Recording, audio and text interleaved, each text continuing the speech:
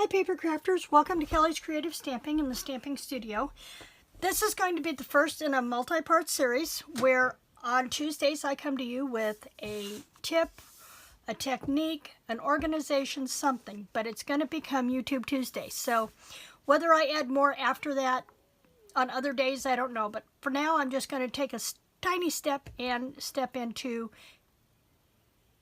YouTube Tuesday. This week, I want to show you a way that I store my dies.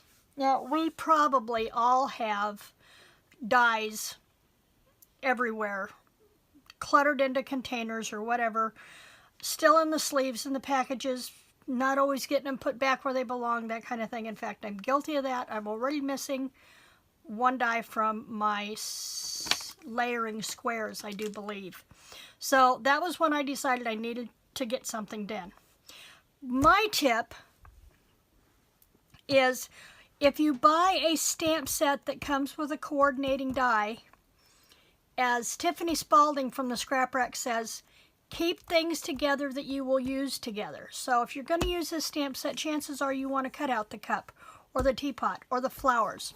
So what I do is I go to the home improvement store,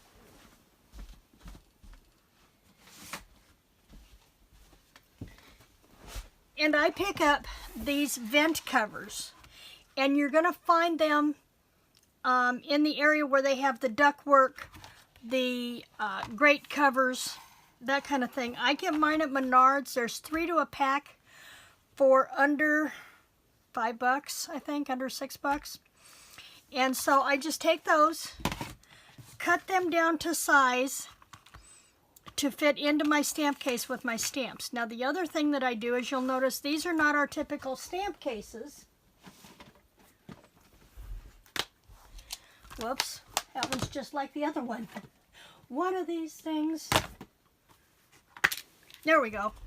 Okay, if you'll notice, our stamp cases are plain in the front, whereas the ones I have here have a little bit of a clip. And I'll try to go back and find the company that I ordered these from, but you order them in blocks of 100. So unless you've got 100 different stamp sets, or want to make sure you have some on hand as new stamps come out, which they'll be doing in June, you might want to find a friend to share with and order this packet. But it allows me to cut my die, or cut my magnet sheet, and slip it up underneath there, and it keeps it from flip-flopping around in my case. And then I put my coordinating dies with the stamp set on there. What do I do with the cases? I take them out. I use these for storing other things, such as color scraps, my watercolor pencils, little things like that that I want to keep handy. So there's that. That's my tip in how I store my dies that come with stamps. Okay, but we still have a bunch of dies that we get that don't necessarily come with a stamp set.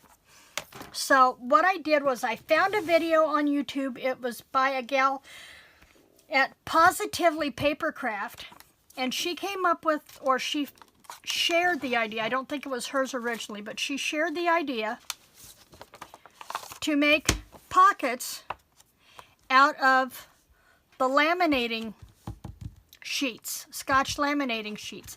It's really easy to do, and once you get in a flow, it doesn't take you long to put these together at all. And I'm going to link her video down below and just let you watch hers and see how she puts hers together.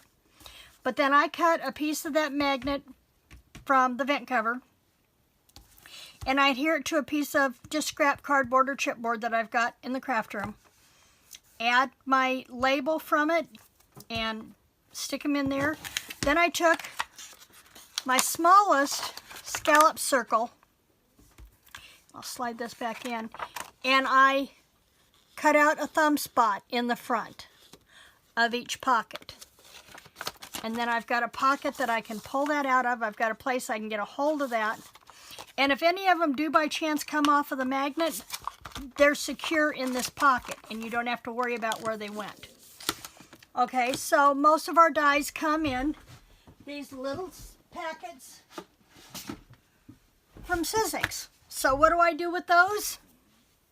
Well, first off, I don't like my dies all piled down in here, and I don't like them on that double stick tape. I'm always afraid of bending or distorting the die, trying to get them off the adhesive.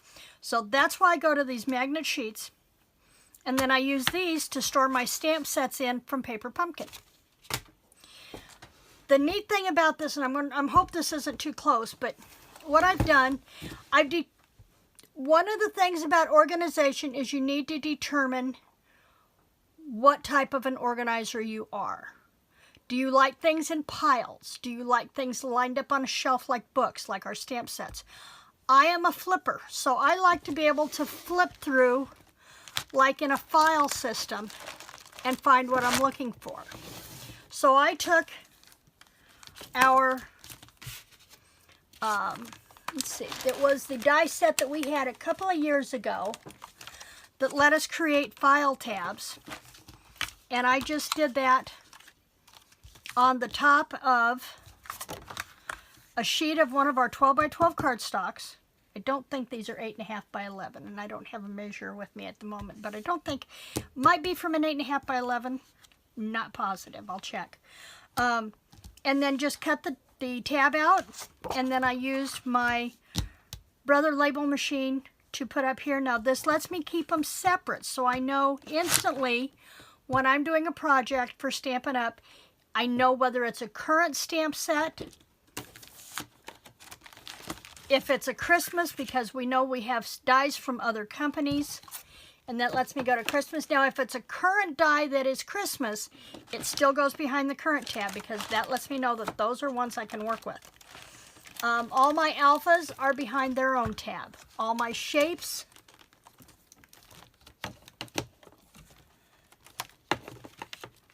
such as my Tim Holtz tags, they go behind shapes.